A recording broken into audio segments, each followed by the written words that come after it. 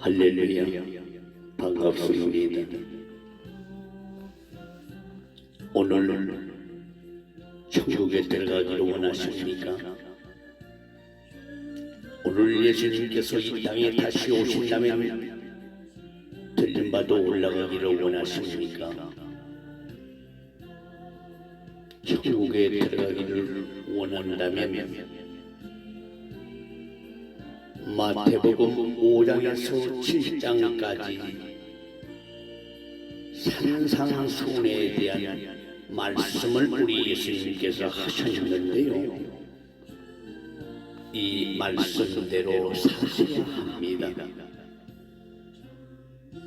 산상수훈대로 살지 못했다면 오늘부터 회개하시기 바랍니다. 마태복음 5장 1절로 12절은 팔복에 대해 말씀을 해주셨어요. 마태복음 5장 13절부터 16절은 구원받은 자는 세상의 빛과 소금이라고 말씀하셨지요. 착한 행실로 하나님께 영광을 돌리라고 하셨습니다. 마태복음 5장 17절로 20절에 보면 너희의 의가 서기관과 바리새인보다 더 낫지 못하면 결단코 천국에 들어가지 못한다고 말씀하셨습니다. 마태복음 5장 21절로 26절에 보면 형제와 화목하라 말씀합니다. 마태복음 5장 27절로 32절에 보면 간음하지 말라고 합니다. 음행한 영도 없이 이혼하지 말라는 것이지요. 마태복음 5장 33절로 37절 말씀 보면 맹세하지 말라고 하셨습니다. 마태복음 5장 38절로 42절에 보면 악한 자를 대적하지 말고 베풀으라고 말씀합니다. 마태복음 5장 43절로 48절에 보면 원수를 사랑하라고 말씀합니다. 그러면 마태복음 6장을 보면요, 1절로 4절에 보면 구제할 때 은밀하게 하라고 하셨어요. 5절부터 15절에 보면 기도할 때 외식하는 자와 같이 하지 말라고 하셨습니다. 16절로 18절에 보니까 금식할 때 은밀하게 하라고 하셨어요. 19절로 34절에 보니까 하나님과 재물을 겸하여 섬길 수 없다고 하셨습니다. 33절에 보니 먼저 그의 나라와 의를 구하라, 먼저 그의 나라와 그의 의를 구하라고 말씀하셨습니다. 마태복음 7장을 보면요, 1절에서 6절을 보니 비판하지 말라고 하셨습니다. 7절에서 12절 보면 구하라고 하셨습니다. 남에게 대접을 받고자 하는 대로 남을 대접하라고 하셨어요. 13절로 14절에 보니 좁은 문으로 들어가라고 하셨습니다. 15절로 20절에 보면 거짓 선지자들을 삼가라고 하셨습니다. 21절로 23절에 보니까 하나님의 뜻을 행하는 자가 천국에 들어간다고 말씀하셨습니다. 산상수훈 5장, 6장, 7장은요, 구원받은 자가 천국에 들어가기까지 어떤 삶을 살아야 하는가에 대한 하나님의 뜻을 기록하고 있습니다. 하나님의 뜻이란 무엇일까요? 말씀을 통해 나타내는 성도들을 향한 예수님의 마음입니다. 산상수훈은 천국 가는 자가 이 땅에서 믿음으로 지켜야 할 천국의 헌장이 천국 가는 길 안내서입니다. 천국 가는 길 안내서입니다. 좁은 문으로 들어가는 자의 삶의 모습입니다. 그러므로 산상수훈을 끝내고 마무리하는 결론 부분이 마태복음 7장 21절에서는요, 나더러 주여 주여 하는 자마다 천국에 들어가는 것이 아니요 다만 하늘에 계신 내 아버지의 뜻대로 행하는 자라야 들어가리라. 나더러 주여 주여 하는 자마다 천국에 다 들어가는 것이 아니요 다만 하늘에 계신 내 아버지의 뜻대로 행하는 자라야 들어가리라. 말씀하셨고, 이어지는 마태복음 7장 22절에서는 그날에 심판때에 많은 사람이 나더러 이르되 주여 주여 우리가 주의 이름으로 선지자 노릇하며 주의 이름으로 귀신을 쫓아내며 주의 이름으로 많은 권능을 행치 아니하였나이까 하리니 그때에 내가 저희에게 밝히 말하되 내가 너희를 도무지 알지 못하니 불법을 행하는 자들아 내게서 떠나가라 하리라. 마태복음 7장 21절 23절 말씀하셨습니다. 이 말씀 가운데서 예수님은 분명히 아버지의 뜻을 말씀하고 있습니다. 아버지의 뜻대로 행하는 자라야 천국에 간다고 했습니다. 그리고 주의 이름으로 선지자 노릇하며 귀신을 쫓아내는 능력을 행한 사람들이지만 하나님의 뜻대로 행하지 않았기 때문에 이들을 향해서 불법을 행하는 자들이라고 내가 쫓아졌습니다. 불법이란 무엇입니까? 죄를 범하는 자마다 불법을 행하는 죄는 불법이라고 요한일서 3장 4절 말씀하셨습니다. 불법은 죄이니 이들은 하나님의 법을 어긴 자, 즉 하나님 말씀에 불순종한 자들이니 이들은 비록 선지자라는 이름을 가지고 자신들은 열심히 주의 일이라고 했지만 예수님은 이들에게 불순종을 했다고 책망하셨습니다. 불법을 행한 자는 하나님께 속한 자가 아니라 마귀에게 속한 자입니다. 죄를 짓는 자는 마귀에게 속하느니 마귀는 처음부터 범죄함이니라. 요한일서 3장 8절 말씀합니다. 하나님의 뜻대로 행하지 않는 자는 불법을 행하는 자요 불법은 죄이요 죄를 짓는 자는 마귀에게 속함으로 마귀가 마지막 가는 길에 함께 갈 수밖에 없습니다. 또 윈편이 있는 자들이 이르시되 저주를 받은 자들은 나를 떠난 마귀와 그 사자들을 위하여 예비된 영영한 불에 들어가라. 영영한 불에 들어가라. 마태복음 25장 41절 말씀하십니다. 그래서 예수님은 산상수훈을 듣고 행하는 자들은 그 집을 반석 위에 지은 지혜로운 사람 같으며 듣고도 행치 않는 자들은 그 집을 모래 위에 세운 사람과 같다고 마태복음 7장 24절로 27절에 말씀하셨습니다. 산상수훈에서 강조하신 법이 어떤 법입니까? 팔복에 대해 말씀하셨습니다. 간음하지 말라고 하셨습니다. 사랑하라고 하셨습니다. 형제 사랑, 원수까지 사랑하라고 하셨습니다. 용서하라고 하셨습니다. 보물을 하늘에 쌓아두라고 말씀하셨습니다. 좁은 문으로 들어가라고 하셨습니다. 아름다운 열매를 맺으라고 하셨습니다. 말씀을 지켜 행하라고 하셨습니다. 산상수훈에서 제일 먼저 팔복을 말씀하셨습니다. 팔복은 영생의 복입니다. 천국 가는 자가 가져야 할 마음의 상태라 할 수 있습니다. 겉으로 드러나지 않지만 사람의 마음은 어떠한 상태인지 성경은 이렇게 말씀하고 있습니다.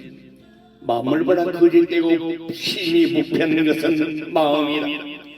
누가 능히 이를 알려마는 예레미야 17장 9절 말씀합니다. 인간의 마음은 거짓되고 심히 부패했다고 합니다. 그렇게 거짓되고 부패한 마음을 가지고 신앙생활을 아무리 잘한다고 해도 그 사람이 과연 구원받아 천국에 갈 수 있겠습니까? 설령 입으로 신하고 마음으로 믿어 한번 구원 받았어도 천국에 갈 수 있겠습니까? 하나님은 중심을 보신다고 했습니다. 교회 열심히 다니고 헌금 많이 하고 목사님을 잘 섬기고 봉사 잘하고 전도 잘한다고 해도 이러한 것은 겉으로 꾸며 신앙생활 잘하는 것처럼 사람을 속일 수는 있어도 그 마음에 시기하고 질투하고 미워하여 용서 못하고 음란한 생각을 가지고 있는 등등 사람은 모르지만 우리의 심장을 감찰하시고 우리의 마음의 비밀까지 다 알고 계시는 하나님이 보실 때 그 많은 쓰레기들을 담고 있는 그 마음 상태로는 천국에 가지 못한다는 것을, 천국에 들어가지 못한다는 것을 누구나 알 것입니다. 우리의 심장을 감찰하신다고 예레미야 11장 20절 말씀합니다. 마음의 비밀까지 다 알고 계신다고 시편 44편 21절 말씀하셨습니다. 그래서 예수님은 천국에 가기 위해서는 마음부터 성결해야 함을 산상수훈의 팔복을 통해 말씀하셨습니다. 팔복 가운데 첫째, 마태복음 5장 3절 심령이 가난한 자는 복이 있나니 천국이 저희 것이며 말씀하셨습니다. 심령이 가난하다는 것은 한마디로 겸손을 의미합니다. 자기를 낮추고 비우며 자기보다 남을 낮게 여기고 세상 욕심으로부터 떠나서 사슴의 시냇물을 찾듯이 항상 주님을 갈구하는 마음입니다. 둘째, 마태복음 5장 4절 애통하는 자는 복이 있나니 저희가 위로를 받을 것이며 말씀하십니다. 저는 죄인이로서이다. 저는 죄인이로서이다. 감히 하늘을 향하여 고개를 들지도 못하고 죄를 애통해하며 회개하는 세리처럼 죄에 대해서 애통해하며 철저히 회개하는 자는 천국에 위로를 받을 것입니다. 다음에 온유한 자, 의에 죽이고 목마른 자, 긍휼히 여기는 자, 마음이 청결한 자, 화평케 하는 자들이 하나님을 볼 것이라고 했습니다. 즉 천국에 갈 것이라는 것입니다. 천국을 17번이나 다녀와서 책을 쓰라는 하나님의 명을 들어서 천국은 확실히 있습니다라는 그 저서를 남긴 주남 여사는요, 그 책에서 천국은 마음이 물같이 깨끗한 사람이 갈 수 있다고 기록을 하고 있습니다. 엄청나게 은혜가 되는 책이었습니다. 자주 읽었습니다. 다시금 강조하지만 팔복은 하나님 말씀에 순종하기 위해 먼저 심령의 상태가 깨끗하고 겸손하고 죄를 싫어하고 죄에 대해 애통해야 하며 회개하는 자가 되어야 하기 때문에 그러한 자가 가져야 할 기본 태도이며 마음의 자세입니다. 그러한 자는 빛과 소금이 되어 착한 행실로 하나님께 영광을 돌리며 믿음으로 의롭다함을 받았기에 그 믿음을 열매로 나타내는 자입니다. 그 믿음을 열매로 나타내는 자입니다. 생명의 9가지 열매가 주렁주렁 맺게 됩니다. 천국 가는 순간까지 이 열매로 주님 앞에 보이시기 바랍니다.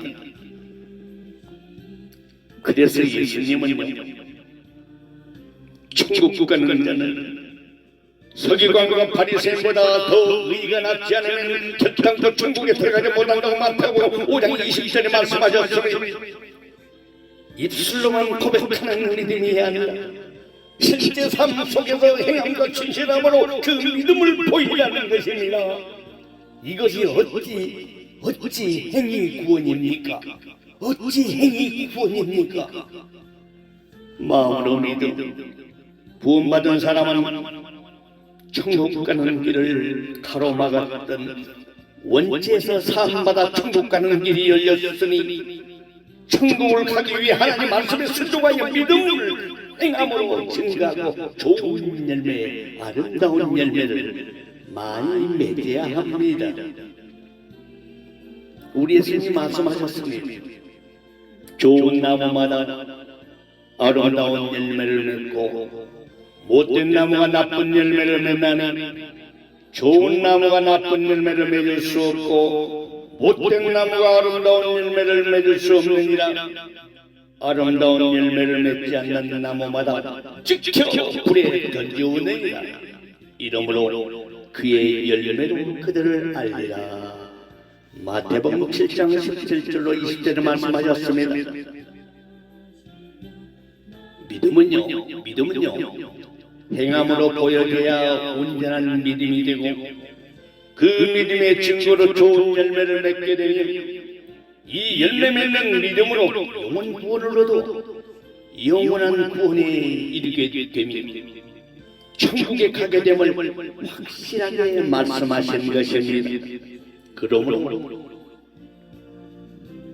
산상수훈과 병행을 이루는 말씀인 야고보서는요 마르틴 루터의 말처럼 행위를 강조하는 집부라기 서신이 아니요 상을 받게 하는 그런 말씀도 아닌 것입니다.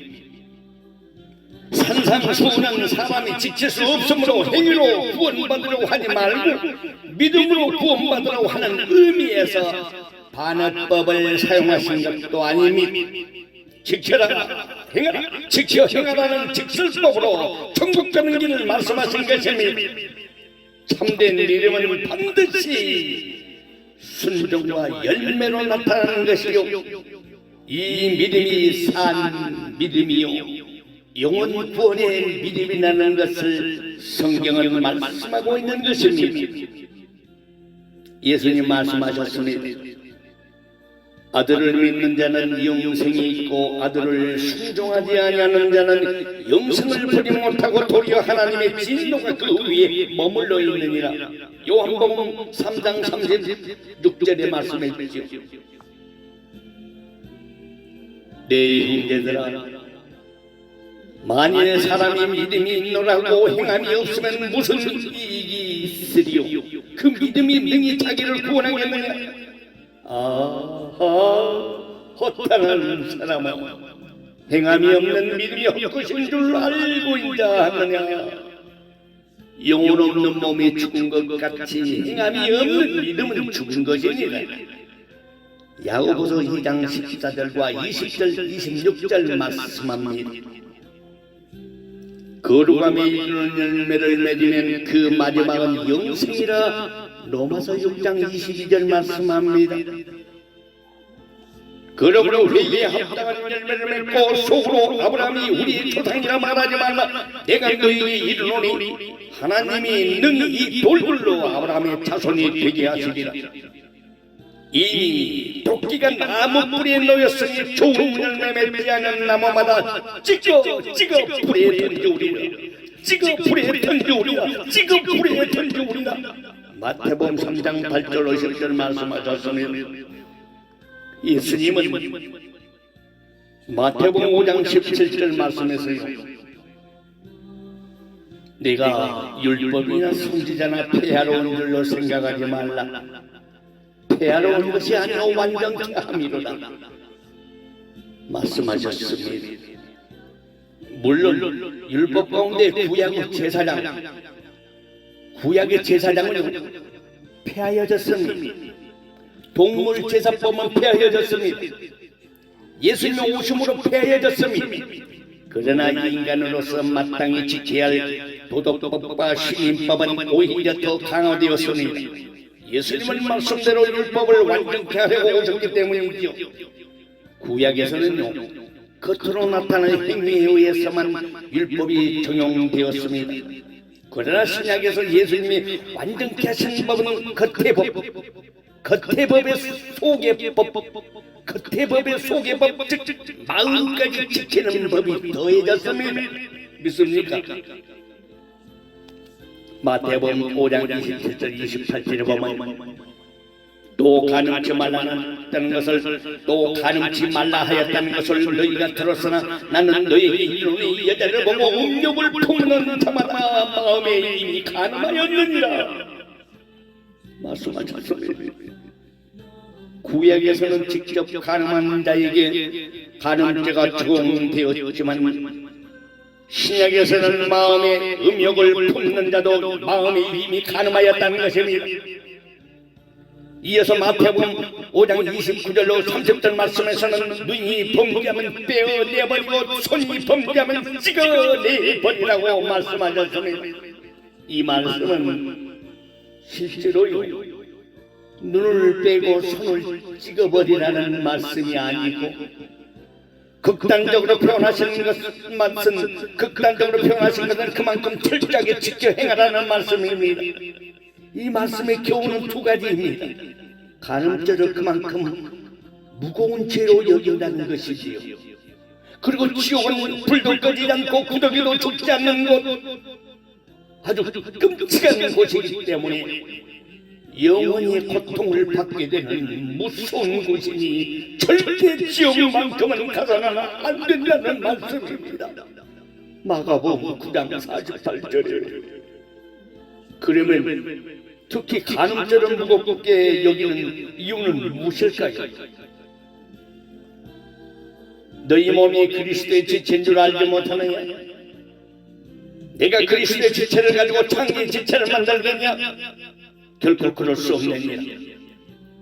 창조와 합하는 자는 저와 한 몸인 줄 알지 못하느냐? 일러스되 둘이 한 육체가 된다 하셨나니 음행을 피하라. 사람이 범하는 죄마다 몸 밖에 있거니와 음행하는 자는 자기 몸에게 죄를 범하느니라. 너희 몸은 너희가 하나님께로부터 받은 바 너희 가운데 계신 성령의 전인 줄 알지 못하느냐? 너희는 너희 것이 아니라 값으로 산 것이 되었으니 그런즉 너희 몸으로 하나님께 영광을 돌리라. 고린도전서 6장 15절로 20절에 말씀합니다. 가늠죄가 다른 죄보다 더 무거운 것은요, 다른 죄는 몸 밖에 일어나지만 음행하는 죄는 몸 안에 일어나는 것이므로 하나님과 한 영을 이루어야 할 사람이 음행하는 자와 한 영이 되니 이는 내 몸을 성전 삼아 계시는 성령의 전을 더럽히기 때문이라는 것입니다. 성령의 전, 내 몸 안에 계신 주님을 더럽히지 마십시오. 차라리 백체 하나를 없애더라도 가늠죄를 짓지 말라는 것입니다. 가늠죄를 지은 자는 결코 천국에 들어가지 못한다는 것입니다. 너희도 이것을 정령이 알거니와 음행하는 자나 더러운 자나 탐하는 자 곧 우상 숭배자는 다 그리스도와 하나님 나라에서 기업을 얻지 못하리니 하나님 나라에서 기업을 얻지 못하리니 에베소서 5장 5절 말씀합니다. 뿐만 아니라 마음으로 음욕을 품는 것도 가늠죄가 되는 것이니 마음을 청결하게 하라고 마태복음 5장 8절에 말씀하셨습니다. 그러나 세상에 어디 마음으로 음욕을 품지 않은 사람이 어디 있겠습니까? 이렇게 이 말씀에 저항하는 사람이 있습니다. 세상에 어디 마음에 음욕을 품지 않는 사람이 있겠습니까? 하고 반문한 사람들이 있다는 것입니다. 그러나 이미 지은 죄에 대해서는 회개하고 마음으로라도 죄를 짓지 않기 위해서 성령님의 도우심을 받아야 합니다. 회개하면 하나님께서는 다 용서해 주신다고 약속하셨기 때문입니다.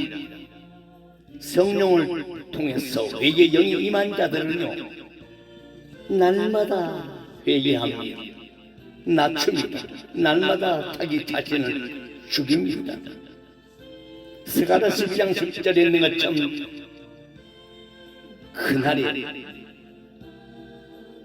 회개하는 심령, 곧 은총과 강구한의 심령을 부어준다고 말씀하셨습니다. 회개한 이후에는 같은 죄를 범해서는 안 됩니다. 서기관과 바리새인들이 가늠한 여인을 현장에서 잡아서 예수님 앞으로 데려와서 돌로 치려했을 때 예수님은 그 여자를 용서해 주시면서 다시는 죄를 범치 말라, 다시는 죄를 범치 말라, 요한복음 8장 3절 11절 말씀하셨습니다. 이런 말씀을 괜히 하셨겠습니까? 고린도전서에서 아비의 아내와 가늠한 자에게 육은 죽이고 영은 살리기 위해서라는 말씀을 한 번 구원은 영원한 구원이라고 주장하는 사람들이 즐겨 인용하는 성령 구절입니다. 성경 구절입니다. 그렇다면 가늠한 자는 하나님 나라를 유업으로 받지 못한다는 말씀과 상충되지 않습니까? 그러나 어찌 하나님 말씀이 상충되겠습니까? 아마도 그 사람이 구원받아 천국에 갔다면 철저히 회개했을 것입니다. 죄를 가져오는 거룩한 천국에 들어갈 수 없기 때문입니다. 성경에는 그가 회개했다는 말이 없기 때문에 회개하지 않았어도 천국에 갔다고 전하는 목사들이 있습니다. 한 번 구원은 영원한 구원을 주장하는 목사님들이 이 구절을 이용하여 주장하는 것입니다. 예수님 십자가의 우편강도가 구원받은 것도요, 그가 전에는 예수님을 몰랐다가 죽기 전 예수님을 알고 회개했기 때문에 부끄러운 구원이라도 받았을 것입니다. 그가 회개하였음을 다음에 그 성경 구절에서 알 수 있습니다. 달린 행악자 중 하나, 왼편강도라고 하죠. 달린 행악자 중 하나는 비방하여 가로되 네가 그리스도가 아니냐, 너와 우리를 구원하라 하되 그 사람을 꾸짖어 가로되 네가 동일한 정죄를 받고서도 하나님을 두려워 아니하느냐. 우리는 우리의 행한 일에 대한 상당한 보응을 받는 것이니 이에 당연하거니와 이 사람의 행한 것은 옳지 않은 것이 없느니라 하고 가로되 예수여, 당신 나라에 임하실 때에 나를 생각하소서 하니 예수께서 이르시되 내가 진실로 네게 이르노니 오늘 네가 나와 함께 낙원에 있으리라 하시니라. 누가복음 23장 37절로 43절 말씀합니다. 오른편강도는 자기 죄를 인정했고 뿐만 아니라 사형을 당한 죄값으로 시인했고 예수님을 영접했고 하나님 나라 천국을 소망했습니다. 회개라는 표현이 없어도 회개하는 자의 자세가 아닌가요? 삼위일체라는 직접적 표현이 성경이 없어도 우리는 하나님을 삼위일체의 하나님이시라는 것을 믿고 고백하듯이 오른편강도가 회개라는 표현이 없어도 그는 분명히 회개한 자입니다. 죄를 가지고는 천국에 들어가지 못하기에 가는 죄를 지은 자가 천국에 들어가지 못하지만 회개하면 주님이 용서하시고 구원을 주시는 것입니다. 오른편강도가 구원은 받았지만 행위가 없기 때문에 당연히 상을 못 받았을 것입니다. 그래서 그는 부끄러운 구원을 받은 것입니다. 목사님들 가운데 부끄러운 구원은 없다고 하신 분도 있긴 하지만요, 분명 우편강도는 상급이 없는 부끄러운 구원임을 우리는 성경 말씀을 통해 알 수 있습니다. 살인에 대해서 알아볼까요? 구약에서는요, 직접 사람을 죽이는 자만 살인죄가 적용되었지만 신약에서 예수님께서 완전케 하신 법은 마음으로 사람을 미워하는 것도 살인죄와 같다고 했습니다. 절대 사람만은 미워하지 마세요. 미워하는 것은 살인죄를 짓는 것입니다. 우리 지체들 속에도 사람을 은연중 미워하는 사람이 있습니다. 살인죄를 짓고 있어요. 회개치 않으면 불쌍한 사람이 될 수가 있습니다. 그 형제를 미워하는 자마다 살인하는 자니 살인하는 자마다 영생이 그 속에 거하지 아니하는 것을 너희가 아는 바라. 요한일서 3장 15절 말씀합니다. 옛사람에게만 아마 살인치 말라. 누구든지 살인하면 심판을 받게 되리라 하였다는 것을 너희가 들었으나 나는 너희에게 이르노니 형제에게 노하는 자마다 심판을 받게 되고 형제를 대하여 나가라 하는 자는 공에 잡히게 되고 미련한 놈이라 하는 자는 지옥불에 들어가리라. 마태복음 5장 22절 23절 말씀합니다. 하나님은 사랑이십니다. 욥이 고백했듯이 벌레만도 못하는 욥이라고 했어요. 영원한 지옥 형벌을 받을 수밖에 없는 나를 사랑하셔서 창조주 자신의 생명을 주신 예수님은 십자가 지기 전에 제자들에게 부탁하셨습니다. 새 계명을 너희에게 주노니 서로 사랑하라. 내가 너희를 사랑하는 것 같이 너희도 서로 사랑하라. 너희가 서로 사랑하면 이로써 모든 사람이 너희가 내 제자인 줄을 알리라. 요한복음 13장 34절로 35절에 말씀합니다. 우리가 형제를 사랑함으로 사망에서 생명으로 옮겨 사망에서 옮겨 생명으로 들어간 줄을 알거니와 사랑치 아니하는 자는 사망에 거하느니라. 요한일서 3장 14절 말씀합니다. 사랑은 이웃에게 악을 행치 아니하나니 그러므로 사랑은 율법의 완성이니라.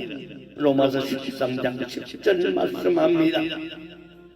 마태복음 5장 22절 23절 말씀은 형제를 사랑하지 않는 자는 결코 천국에 들어가지 못함으로 사랑하는 말씀입니다. 형제를 사랑하는 자가 어찌 형제에게 심하게 노를 격발하고 인격을 무시하는 요구라고 정죄할 수 있는가요? 그로 인해서 요구라고 정죄하며 경록케 하는 그 행위로 인해서 그 형제가 실족하게 된다면 차라리 연자맷돌을 그 목에 매이고 바다에 던지는 것이 나으니라고 누가복음 17장 2절에 말씀하셨습니다. 무엇보다도 열심으로 서로 사랑할지니 사랑은 호담죄를 덮느니라. 베드로전서 4장 8절 말씀합니다. 하나님은 원수까지도 사랑하라고 하셨습니다. 어찌 그 사랑이 가능할까요? 그러나 성령의 지배를 받으면 가능합니다. 예수님의 신부들이 성령의 지배를 받으십시오. 성령의 감동 감화를 받으십시오. 말씀 대신 주님의 감동을 받으십시오. 사람은 할 수 없으되 하나님은 할 수 있다고 마태복음 19장 26절에 말씀하셨습니다. 성령의 지배, 성령 충만을 받으면 가능합니다. 그리고 자아를 깨뜨리고 자아를 완전히 지배해야 합니다. 이를 위해서 기도와 말씀으로 일관하며 매일 회개하며 나아가야 합니다. 그래서 천국 가는 길이 좁은 길이며 많은 사람들이 찾지 않는 길이지만 그 길이 천국으로 가는 길입니다. 산상수훈은 사람의 힘으로는 지키지 못할 일을 반어법으로 사용하는 것이 아닙니다. 반어법으로 말씀하는 것이 아닙니다. 부자가 천국 가기가 어려울 정도인데 어찌 하나님 말씀을 불순종하고 악을 행하는 자, 곧 지은 죄, 자범죄, 고범죄입니다. 지은 죄를 회개하지 않는 자가 천국에 갈 수 있겠습니까? 이것은 행위 구원이 아닙니다.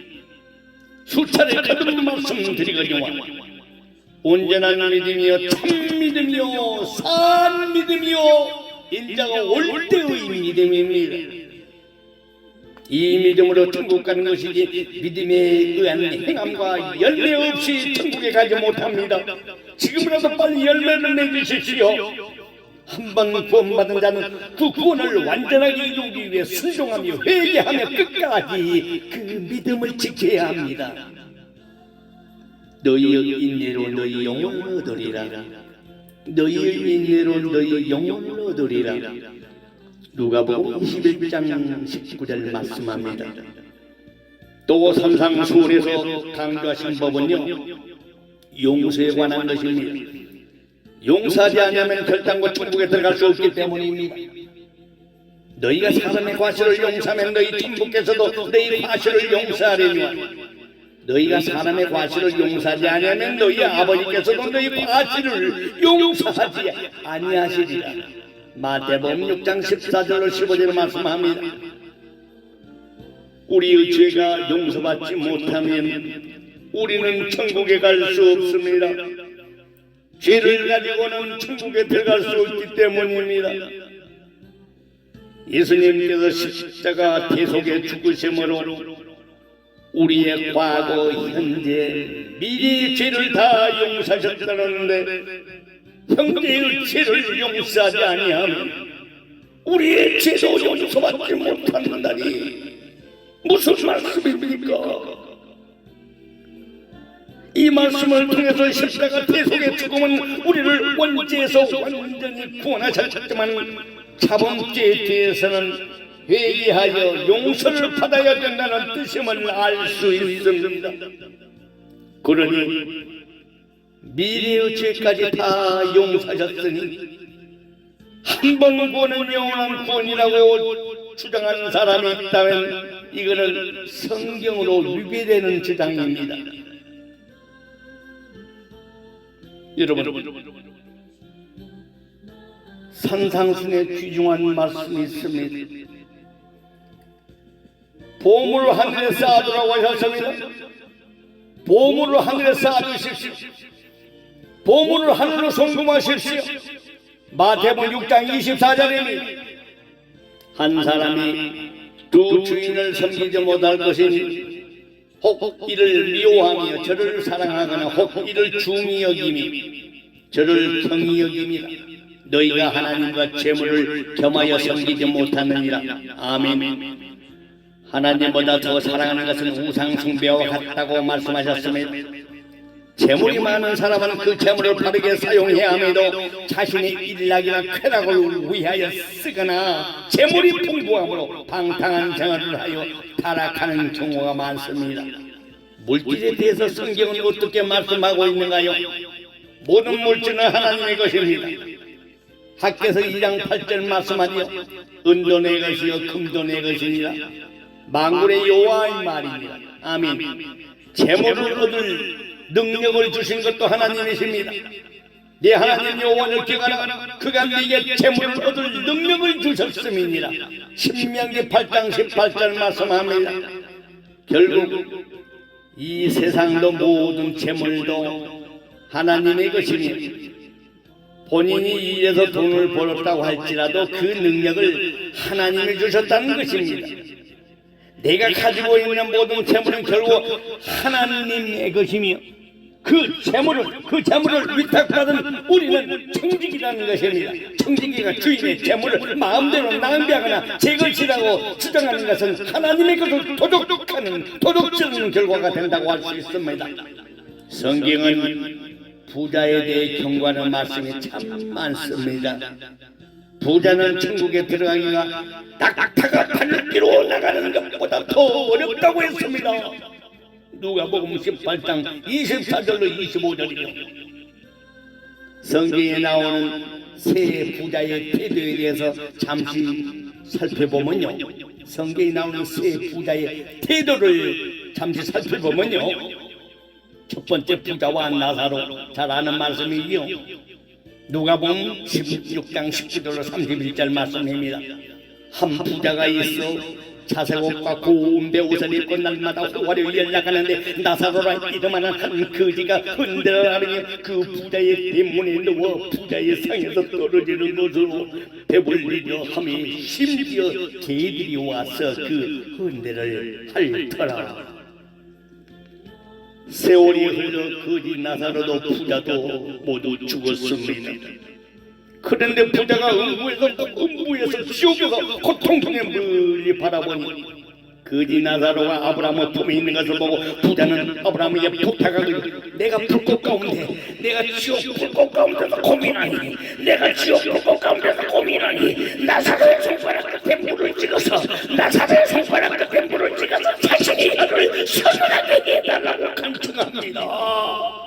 그때 아브라함이 말합니다. 예, 너는 살았을 때에 네 좋은 것을 받았고 나사로는 고난을 받았으니 이제 저는 여기서 위로를 받고 너는 고민을 받느니라 고통을 받느니라. 누가복음 16장 25절에 말씀합니다. 이 부자는 물질을 자신의 것이라고 믿고 가난한 자에게 베풀지도 않고 전도하지도 않고 날마다 잔치를 베풀어 오직 자기 배만 불리며 호화로움 속에서 천년 만난 살 것처럼 즐겁기에 영원한 지옥 형벌을 지금도 받게 되는 것입니다.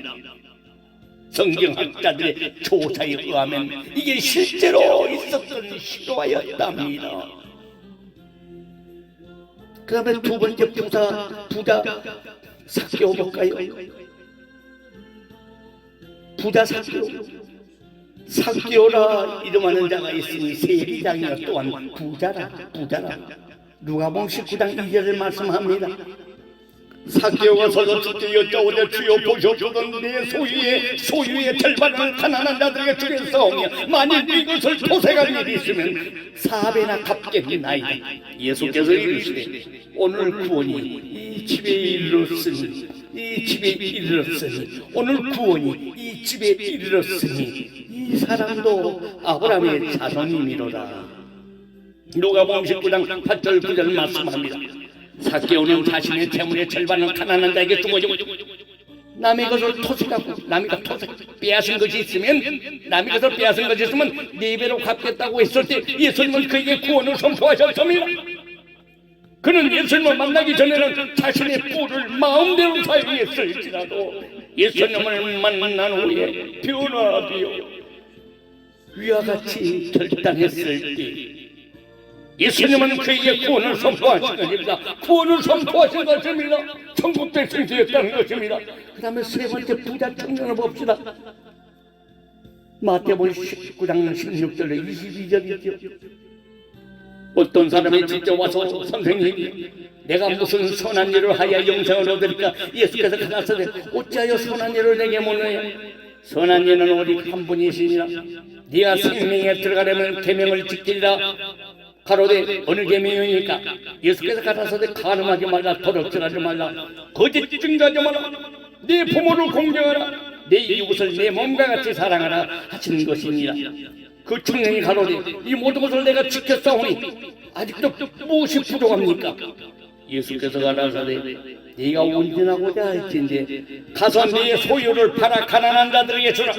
그리하면 하늘에서 보화가 네게 있으리라. 그리고 와서 나를 쫓으라 하시니 그 청년이 재물이 많음으로 그 말씀을 듣고 근심하며 가니라. 그 청년이 재물이 많음으로 이 말씀을 듣고 근심하며 가니라.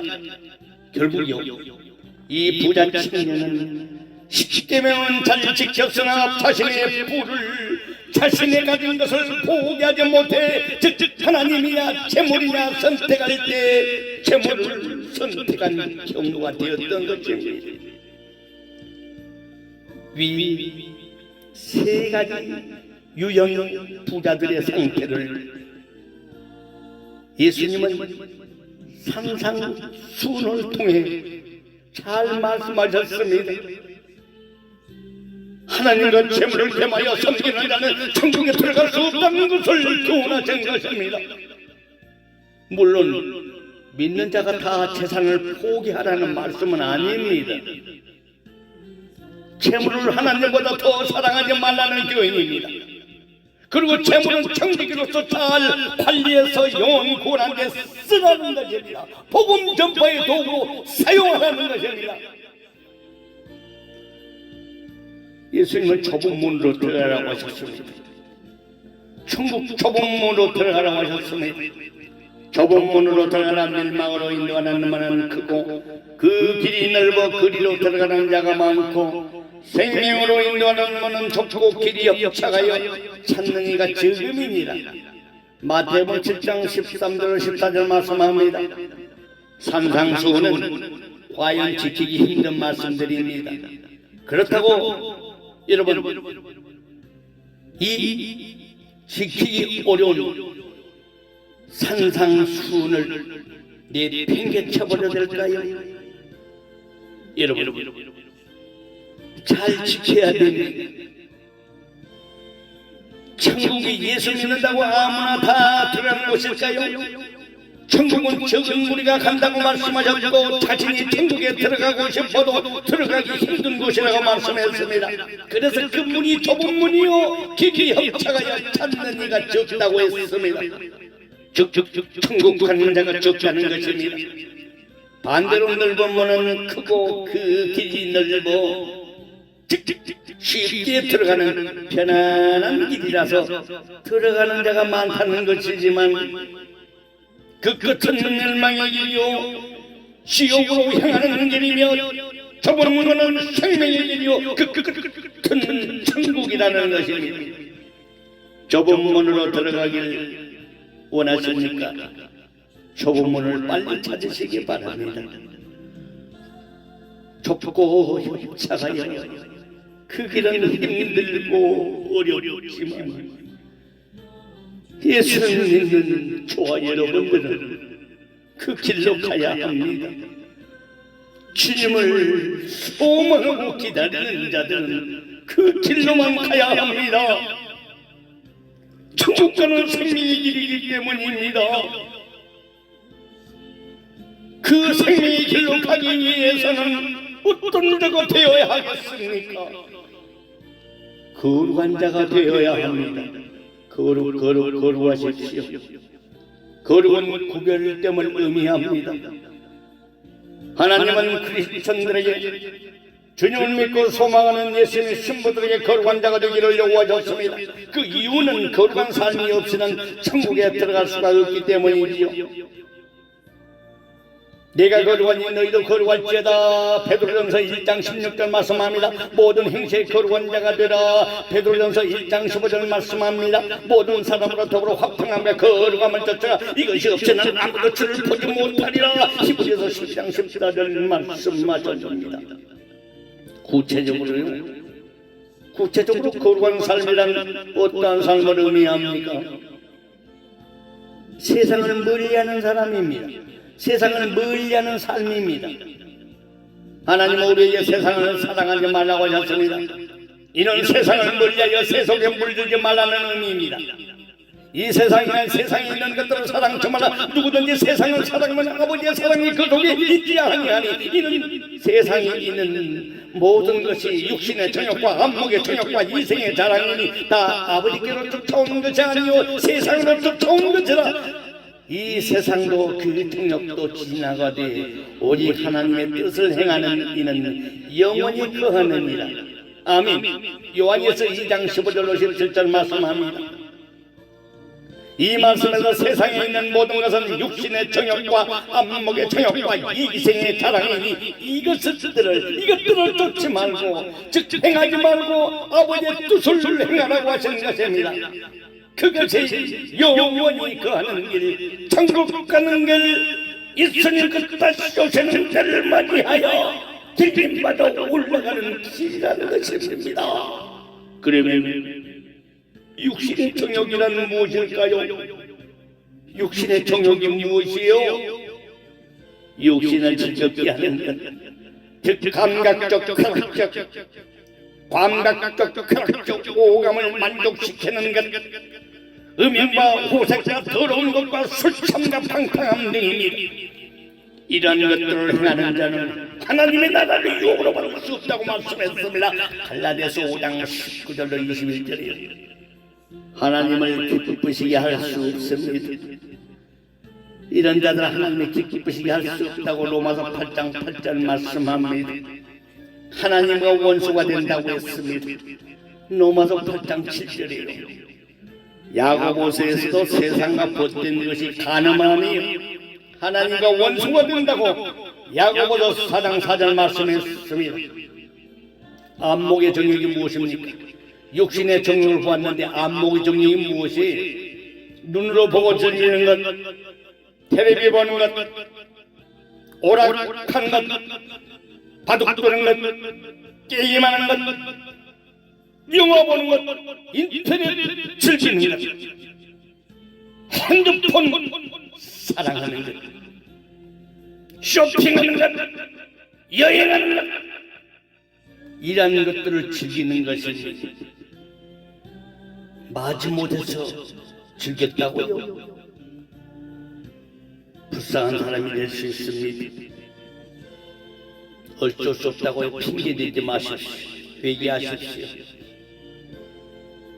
절제가 필요한데 즐기다 보면 중독이 되기 쉽습니다.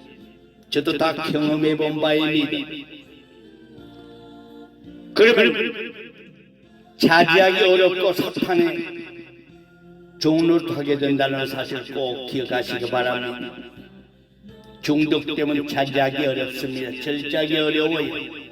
사탄의 종노릇해서 뒤돌아가는 사람들이 얼마나 많습니까? 안목의 종욕. 여러분의 시선에 예수 보여 피가 흘리시기 바랍니다. 안약을 사서 눈에 발라보라고 나올야 교회 책망하는 걸 꼭 기억하시기 바랍니다. 또한 이생의 자랑이란 무엇일까요?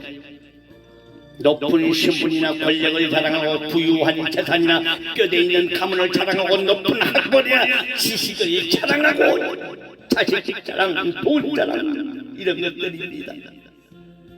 이것들은 세상에서 살 동안 일시적으로 주어진 것들입니다.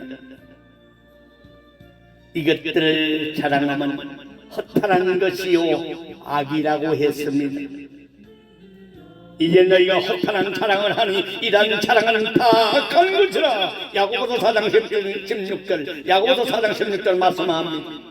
또한 거룩한 삶을 살려면요 몸의 지체를 거룩으로 훈련해야 됩니다.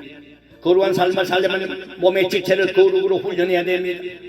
이곳은 몸의 지체를 거룩으로 훈련하는 과정에서 참 우여곡절들이 많습니다. 저는 하늘을 쳐다볼 때가 너무너무 많이 있어요. 가슴을 칠 때가 많이 있습니다. 참 피눈물을 흘릴 때가 많습니다. 하나님의 본질은요 거룩입니다. 그 거룩 안에 사랑과 공의가 공존합니다. 하나님의 법은, 하나님의 말씀은 거룩입니다. 하나님의 거룩하시기 때문입니다. 그러므로 하나님의 백성, 예수님 오시고 틀림받을 백성도 거룩해야 하며 거룩은 삶으로 나타나야 합니다. 그래서 하나님은 택한 이스라엘 백성에게 거룩하라고 명령하셨습니다. 여호와께서 모세에게 일러가라사대 너는 이스라엘 자손 온 회중에게 고하여 이르라 너희는 거룩하라 나 여호와 너희 하나님이 거룩함이니라. 레위기 19장 1절로 2절 말씀합니다. 이 말씀은 이스라엘 백성뿐만 아니라 오늘날 택한 백성 곧 틀림마도 올라갈 예수님의 신부들로 하신 말씀입니다. 거룩한 삶을 살기 위해 우리 몸의 각 지체를 어떻게 훈련해야 하게 되겠습니까? 어떻게 훈련해야 돼요? 이것에 대해 성경은 어떻게 말씀하고 있는지 살펴보면요 먼저 생각이 거룩해야 합니다. 위의 것을 생각하고 땅의 것을 생각지 말라고 골로새서 3장 2절 말씀합니다. 마귀를 기쁘게 하는 악한 생각, 더러운 생각을 버리고 하나님을 기쁘시게 해드리기 위해 하나님의 선하시고 기뻐하시고 온전한 뜻이 무엇인지 생각하며 그 뜻대로 살고자 하는 생각을 품어야 합니다. 로마서 12장 2절 말씀처럼요. 그 다음에 마음이 깨끗해야 합니다. 만물보다 깨끗하고 심히 부패한 것은 마음이라 누가 능히 알리오만 예레미야 17장 9절 말씀합니다. 인간의 마음은 부패의 온갖 죄악의 온상입니다. 인간의 마음 안에는 온갖 쓰레기가 들어있습니다. 마치 확실한 무덤같이 겉으로는 아름답게 보이지만 그 안에는 죽은 사람의 뼈가 가득한 것처럼 사람의 외양을 꾸며 겉으로는 아름답게 보이나 속에는 각각의 악취를 풍기는 온갖 쓰레기가 쌓여있는 것을 사람은 모르지만 우리 하나님은 아십니다. 우리 마음의 비밀을 아십니다. 시편 44편 21절 우리 마음에서 일어나는 것을 다 아십니다. 예레미야 11장 5절이죠. 이 말씀을 듣는 지체들 가운데 그 마음의 비밀, 마음에서 일어난 충동을 우리 주님은 다 아셔요. 절대로 주님을 속일 수 없습니다. 마음이 깨끗하시기 바랍니다. 생각이 깨끗하시기 바랍니다. 마음에서 일어나는 것이 무엇입니까? 시기, 질투, 원망, 불평, 불만, 미움, 정죄, 멸세함, 무시함, 욕심, 탐심, 이기심, 악심, 앙심, 음심, 명예욕, 지배욕, 교만과 원망과 절대, 분노 이런 것들입니다. 멀리하시기 바랍니다. 마음을 청결하기 위해서, 마음을 청결하게 하기 위해서 우리는 매일시 내 자신을 돌아보며 회개함으로 마음을 주님의 보혈로 씻어 맑게 하는 훈련을 스스로 해야 합니다. 그래서 회개한 후에 우리는 보혈 기도를 하고 있는 것입니다. 이런 보혈 기도 훈련은 힘들지만 좁은 문으로 들어가는 길이요 천국에 갈 수 있는 길입니다. 마음이 청결한다는 복이 있나니 저희가 하나님을 볼 것이며 마태복음 5장 8절 말씀하셨습니다. 사랑하는 지체들이 눈도 고르게 됩니다. 눈을 빼놓으면 안 되죠. 눈도 고르게 해야죠. 우리의 생각은 보는 것에서부터 시작됩니다.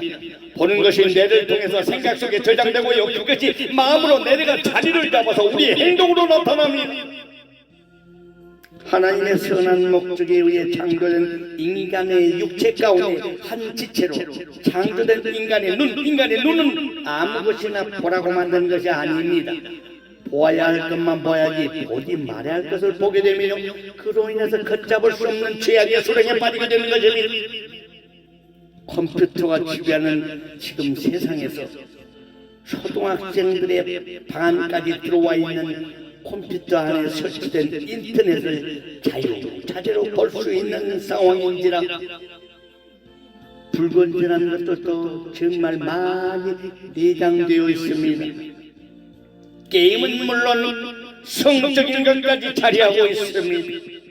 물론 텔레비전 안에는 드라마라는 명분으로 동성애 노골적인 성애의 장면이라 깨고 부수고 폭행하고 자녀가 부모에게 반항하고 부부가 서로 외도하는 장면들이 아주 거리낌없이 노출되고 있습니다.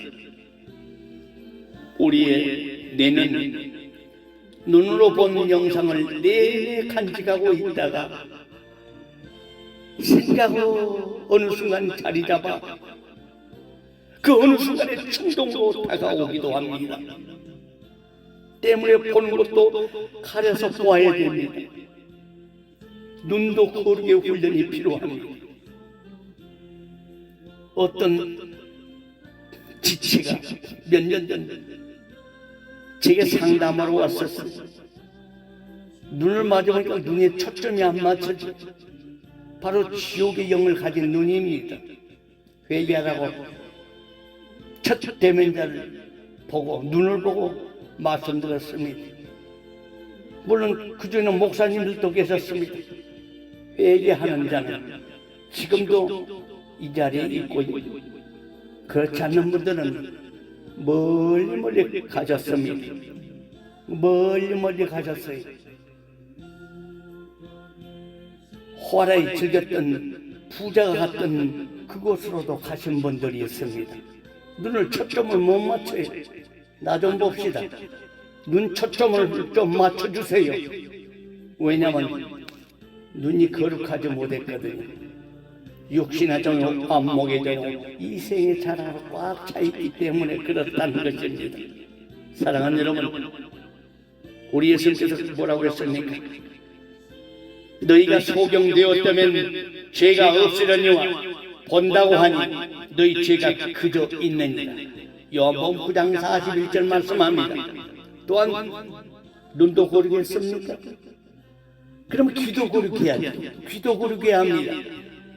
남의 말하는 것을 듣기 좋아하거나 선한 말은 귓기둥으로 흘리고 악한 말은 가슴에 닿는 그런 귀가 되어서는 안 됩니다. 천국에 들어가기 원합니까? 남의 흉을 보거나 악담하는 자리에 함께 있어서도 안 되겠지만 그런 환경일 때 귀를 닫는 것이 좋습니다. 흘려버리세요.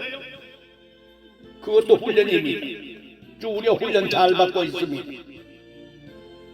사탄의 사람은 그런 말들을 별식과 같이 생각하지만 성령의 사람은 귀에 거슬려서 듣기 싫어합니다. 귀를 그렇게 훈련한다는 것은 어려운 일이지만 유행가를 즐겨 듣던 사람이 기도와 찬송과 말씀과 회개의 삶으로 변화된 후에 유행가를 들으면 듣기 싫어지고 찬송가를 들으면 마음의 평안과 기쁨을 얻게 되는 사례가 참 많습니다. 이와 같이 귀를 훈련시키는 것도 좁은 들어가는 일입니다. 귀를 훈련시키는 것도 천국으로 들어가는 길입니다. 또한 입은 제쳐놓습니까? 입은 더욱더 거룩해야 됩니다. 아가서 1장에서 8절 잘 보면은 입술 단장에 대해서 잘 말씀해 주고 있습니다. 사랑하는 지체들이 말에는 씨가 있다고요. 말에는 씨가 있어. 씨는 반드시 열매를 맺습니다. 선한 말을 하는 사람은 선한 열매를 맺고 악한 말을 하는 사람은 악한 열매를 맺습니다. 또 말은 견인력이 있어 말한 대로 사람을 끌고 갑니다. 또 말에는 성취력이 있기 때문에 긍정적인 말을 하는 사람은 안 될 일도 되고 부정적인 말을 하는 사람은 될 일도 안 됩니다. 하나님께서도 사람들이 말한 대로 행하신다고 말씀하셨습니다. 그들에게 이르기를 여호와의 말씀에 나의 삶을 가리켜 맹세하노라. 너희 말이 내 귀에 들린 대로 내가 너에게 행하리라. 민수기 14장 28절 말씀합니다. 세상에서 일어날 많은 사건, 즉 서로 원수를 맺고 미워하고 용서 못하는 경우는 말 때문인 경우가 너무나도 많습니다. 심지어는 며느리의 말이 비수가 되어서 자살한 시아버지도 있습니다. 이것은 바로 보도된 실화입니다.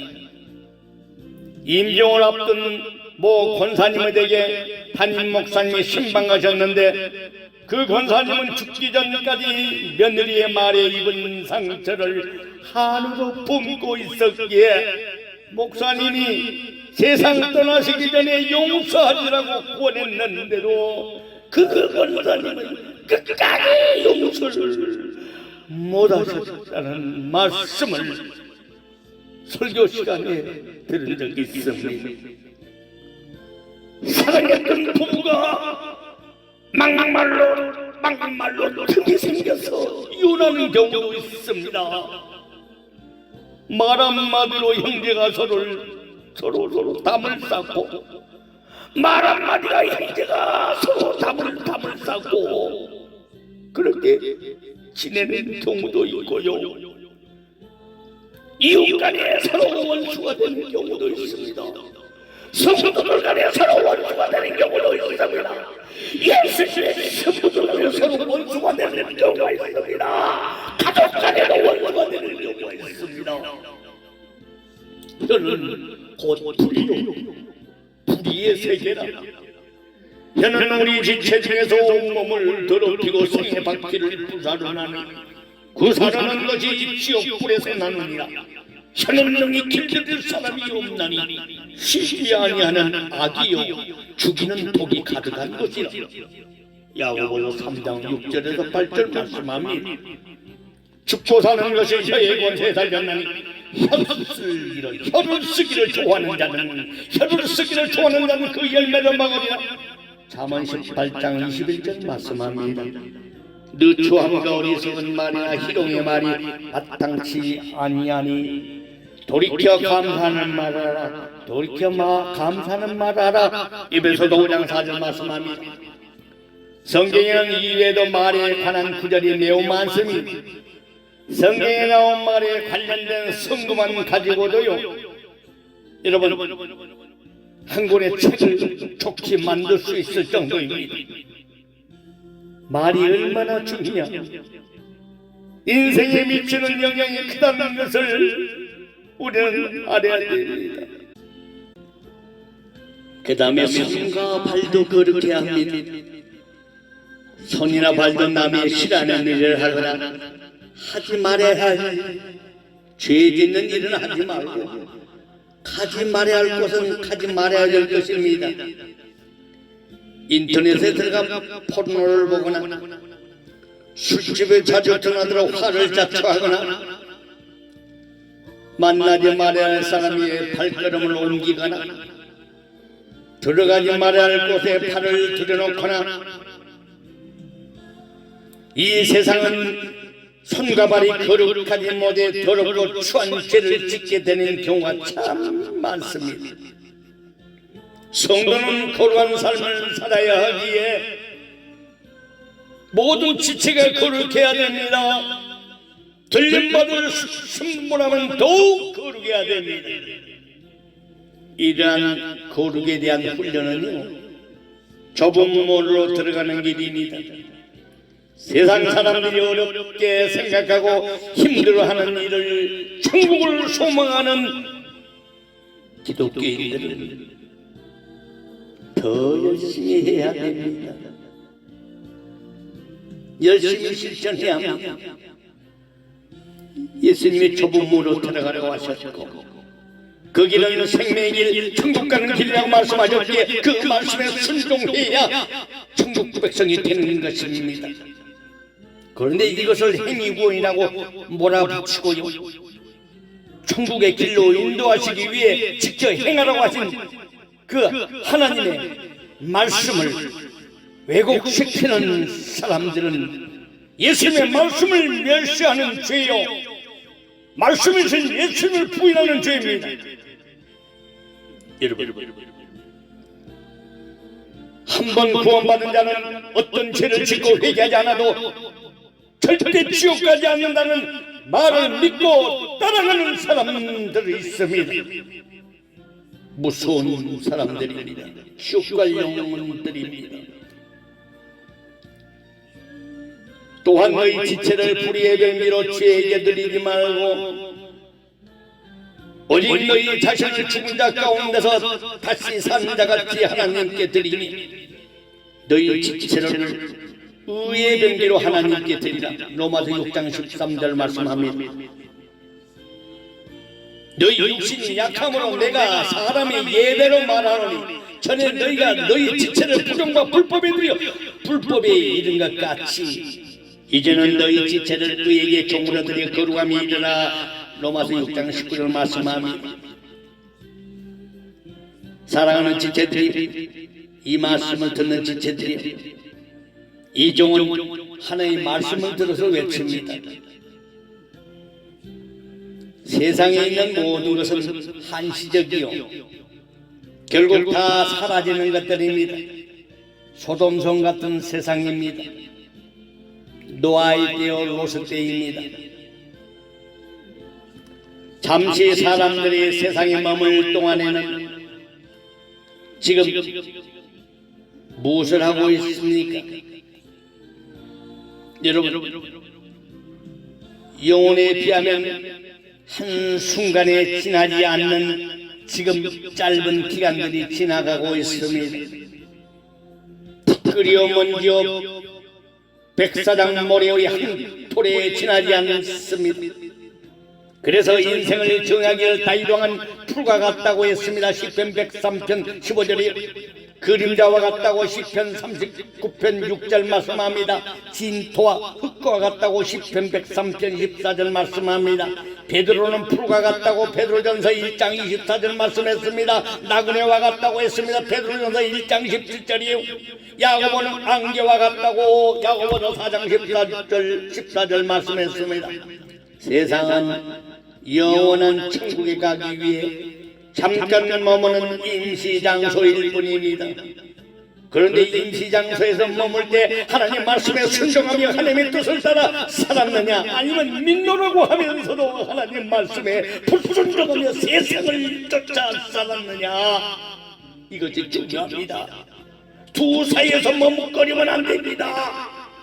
천국이냐 지옥이냐가 결정되는 순간이 있습니다. 세상에 살 동안 하나님이 하라는 것을 하지 않고 자기 뜻대로 사는 자가 되어서는 안 됩니다. 하나님께서 하지 말라고 하는 것은 절대 하지 말아야 됩니다. 하나님을 경외하고 두렵고 떨림으로 구원을 이루고 하며 영광의 날을 기다리시기 바랍니다.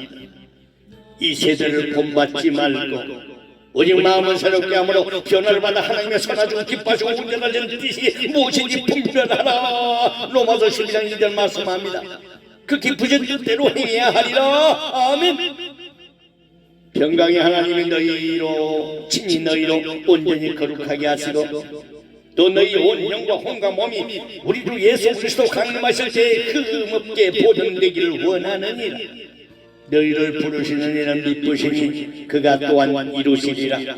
데살로니가전서 5장 23절 24절 말씀합니다. 우리 예수께서 공생애를 시작하시기 전에 40일 금식하신 후에 마귀의 시험을 이기시고 천국 복음을 전파하시면서 제일 먼저 선포하신 말씀이 회개하라 천국이 가까웠느니라. 회개하라 천국이 가까웠느니라. 마태복음 4장 17절 말씀하였습니다. 왜 이 말씀하셨겠습니까? 하나님 나라에 들어가려면 이대로 살아서는 안 된다. 회개해야 한다는 것입니다.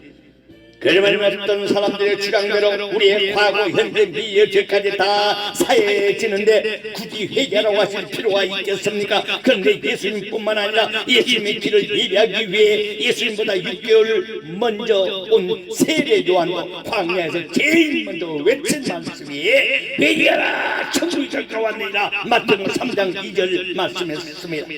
예수님이 이 땅에 오신 목적은요, 우리의 죄를 대속하여 죽으시고 그 죽음을 통해 죄인들을 회개시켜서 천국으로 인도하기 위함입니다. 그가 죽으심으로 조상 아담으로부터 증가받은 원죄에서 해방되어 지옥까지 처지에서 천국 갈 수 있는 길이 확 열리고 우리의 신분이 마귀 자식에서 하나님의 자녀로 예수님의 신부로 신분 상승하였습니다. 아멘. 할렐루야. 그런데 열린 천국으로 들어가기 위해서는 자신이 지은 죄, 자범죄를 회개해야 함을 산상수훈을 통해서 말씀해 주셨습니다. 감사합니다. 예수님 너무너무 감사해. 산상수훈은 원죄에서 완전하게 구원받은 우리에게 천국에 들어갈 수 있는 길을 안내하는 지침서입니다.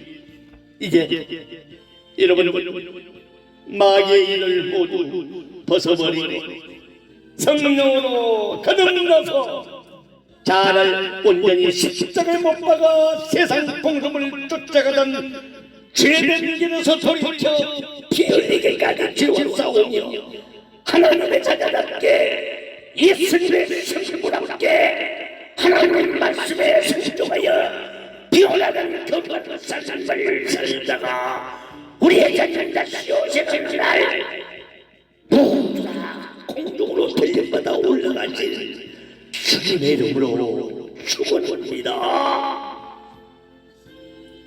산상수훈은 야고보서와 병행하여 짝을 이루는 말씀입니다. 야고보서가 단순히 행위를 통해 상받기 위해 쓰여진 것이 아니라 온전한 믿음을 가져야 천국에 가며 천국에 간 후에는 행위에 대한 보상으로 응당한 상을 받게 되는 것임을 말해주고 있습니다. 그 상은 반드시 구원받아 천국에 가는 백성들에게 주어지며 구원을 잃은 사람은 그 상을 당연히 받지 못하게 되는 것입니다. 산상수훈에 담긴 교훈은요, 산상수훈은 마태복음 5장에서 시작하여 7장에서 끝을 맺습니다. 그런데 산상수훈을 말씀하신 후에 우리 예수님께서 이 말씀을 듣고 행하는 자는 그 집을 반석 위에 지은 자 같아서 어떤 환란이 와도 무너지지 아니하지만 듣고도 행치 않는 자는 모래 위에 지은 집을 지은 자 같아서 쉽게 무너진다는 비유의 말씀을 하고 있습니다. 결국 산상수훈의 교훈은 말씀에 순종하는 자가 천국에 갈 것이요, 불순종하는 자는 구원을 잃고 지옥으로 간다는 내용입니다. 산상수훈은 신부치장의 말씀입니다.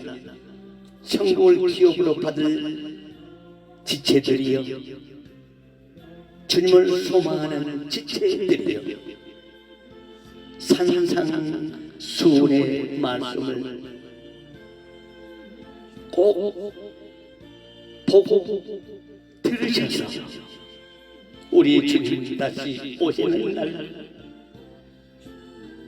인자가 올 때의 믿음을 잘 사수하시다가 우리 모두 천국에서 만나서 주님의 이름으로 축원합니다. 할렐루야. 천국에서 만납시다.